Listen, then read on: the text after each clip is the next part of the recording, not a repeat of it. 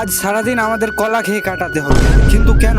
চলো ঘটনাটা তোমাদের শুরু থেকে বলি। সো হে গাইস, এটা আমার 7 নাম্বার মিনি ব্লগ। সকাল সকাল বেরিয়ে পড়লাম কাজের উদ্দেশ্যে, আর এখানে আমার বন্ধু তো আমাকে যেতেই দিচ্ছিল না কাজে। আর তাকে রেখে এসে কাজের সাইডে দেখি আমাদের পোশাক কিচ্ছু নেই, কারণ কাল রাতে অনেক ঝড় হয়েছে, সাথে বৃষ্টিও হয়েছে। তাই আমাদের পোশাকগুলো খুঁজছিলাম।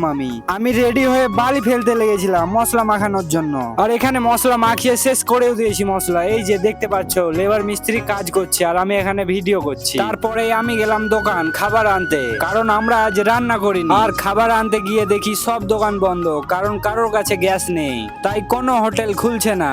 আর এখানে কলা পাউরুটি নিয়ে চলে গেলাম। আজকের দিনটা আমাদের কলা পাউরুটি খেয়ে কাটাতে হবে।